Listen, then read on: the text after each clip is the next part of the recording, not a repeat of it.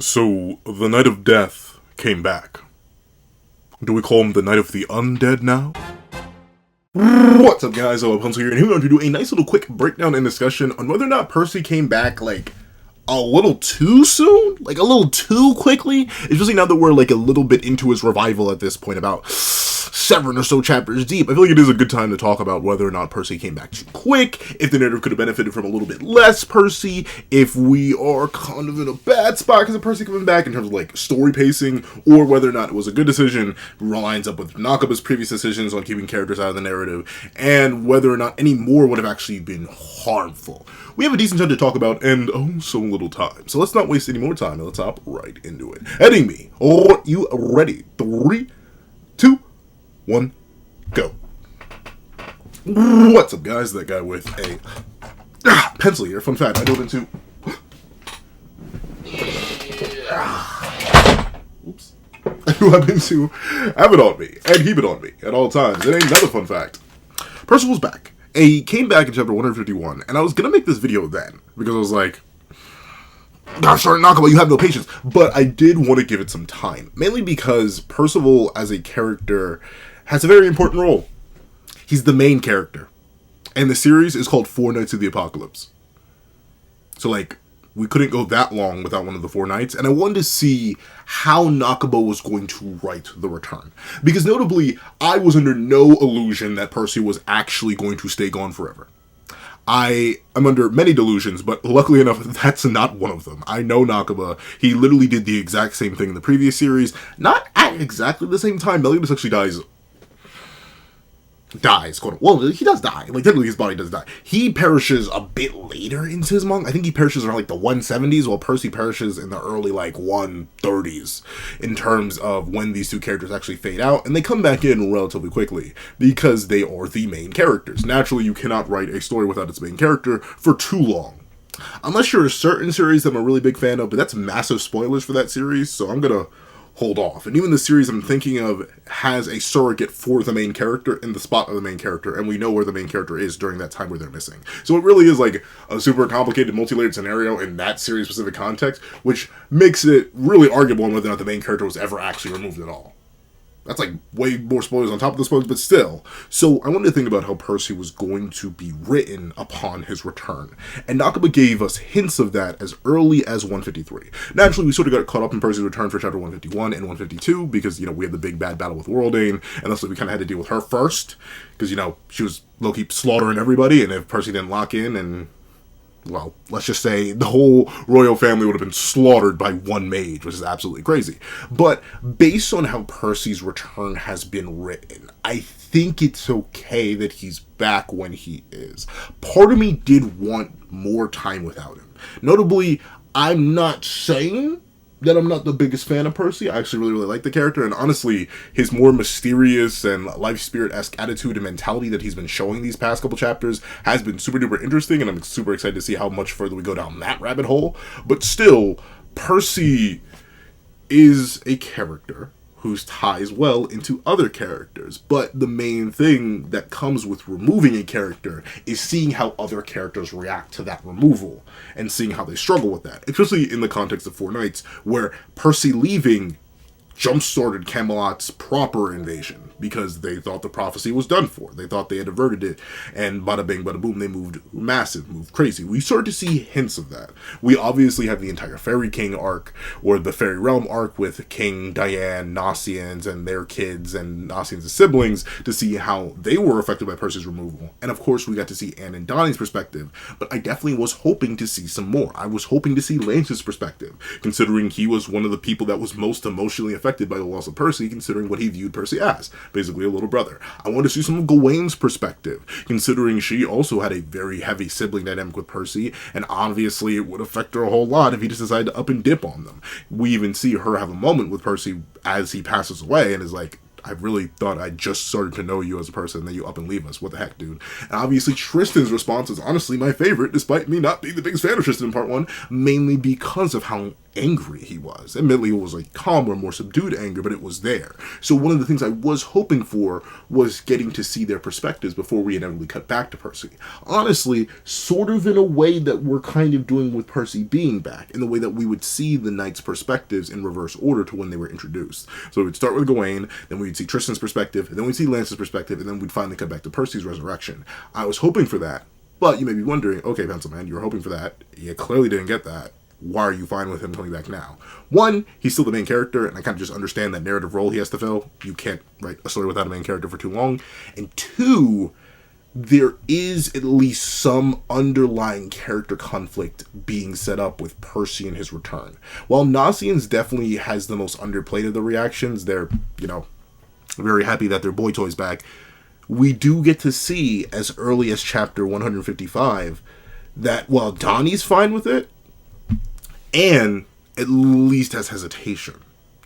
And that's one of the things. Meliodas, when he died, was really just like a short stopgap and excuse for a time skip in narrative. And like shifting into a new direction for the series on a macro sense. But Meliodas was slaughtered. He didn't just leave. Percy just leaving leads to interesting character conflict. Meliodas getting slaughtered leads to interesting character conflict, but like on a different level. As in, no one would be mad at Meliodas, and thus the character dynamics with him wouldn't change too much upon his resurrection. But Percy and his character dynamics would definitely shift upon his resurrection, considering his resurrection was something completely of his own free will, just as his leaving would be.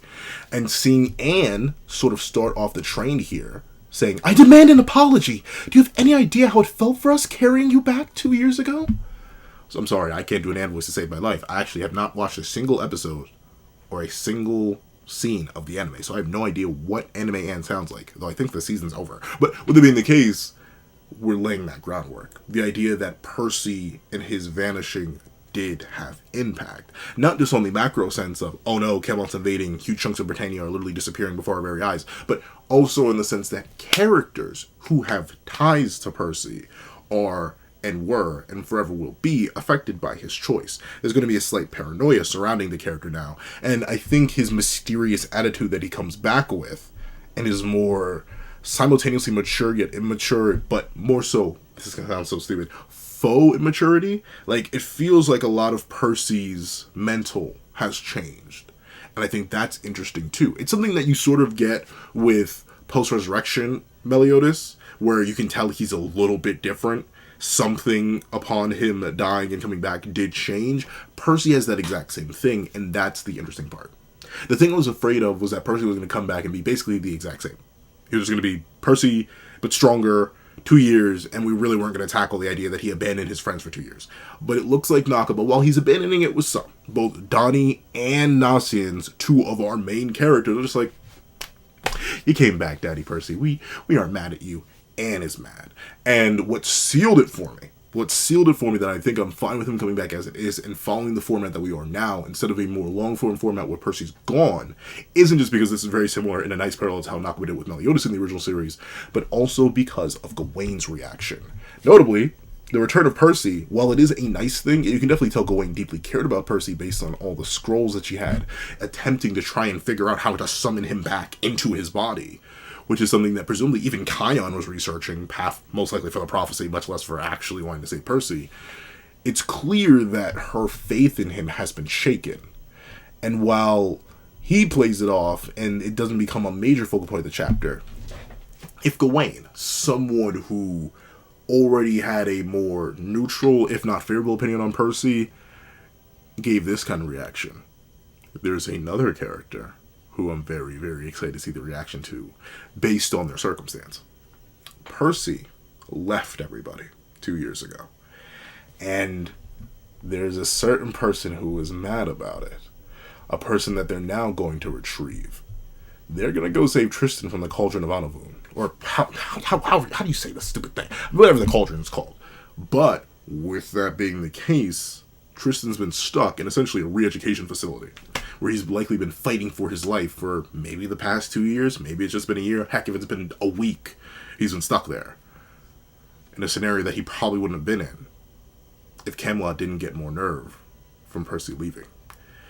If Tristan is going to come back stronger, maybe with a change of mentality, maybe with some trauma, it's all going to be Percy's fault. And knowing that Nakaba's slowly planting the seeds for characters of different levels of importance and different backgrounds and values to feel certain ways about Percy and his resurrection, if we're really laying that groundwork here and now, then I can't imagine what I'm going to get to see when Tristan finally gets his hands on Percy, especially in a gladiator-style arena where some pent-up emotions may come out. And Nakaba, by this little spat between Gawain and Percy, is clearly setting up the idea that we may get to see some more knight fights. And seeing the Twilight Prince, the son of the original main characters of the previous series, finally be able to cut loose against the Knight of Death is exciting.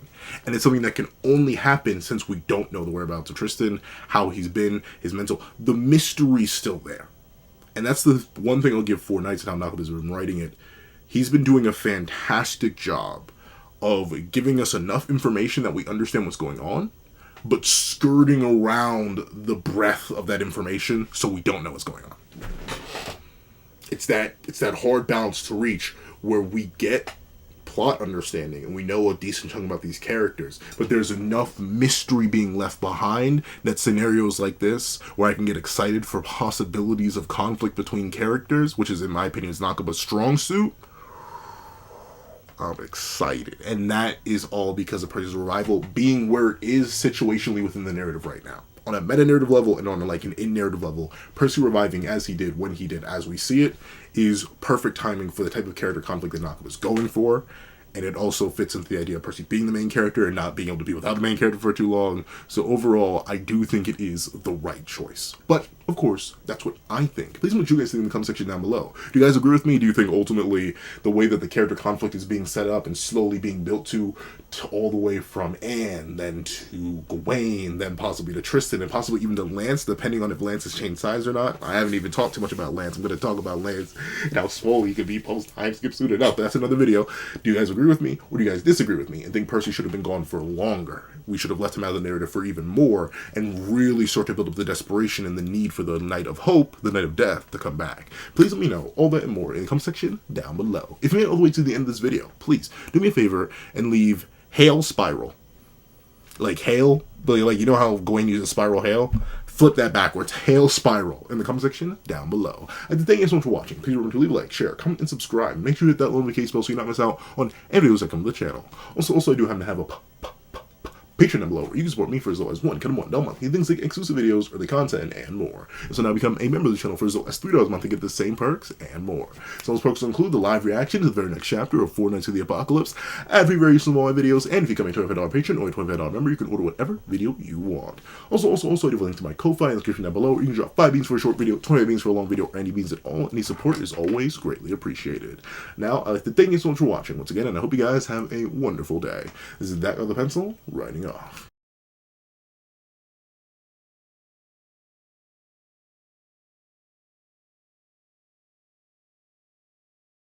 I'd like to even thank you to our $3 members, Zena, Greyhound, Astro, Eternal Flame, NMA, Real Rare, G Prosper, Red Wolf 4765, and Paris Arnold. I'd like to leave another big ol' thank you to our $5 patrons, Sean, Sammy, Midnight Lord 21, Kevin Encarnacion, Josh Brown, and A+A. And I'd like to give a great big thank you to our $7 members, Autumn Mornings Lazo, Fine, and That Guy. And I'd like to give a great big thank you to our $10 members, Robbie Uchiha, Jay Warrior, and Akid's Void. And I'd like to give big, hefty, juicy thank yous to our $10 patrons, Panda Goat, Michael Williamson, Metal Solid Crisis, Joaquin Munoz, and Idem Okami. And I'd like to give the biggest, juiciest, meatiest, sloppiest, and heftiest thank you of them all to our $25 patron, Calvin Elder.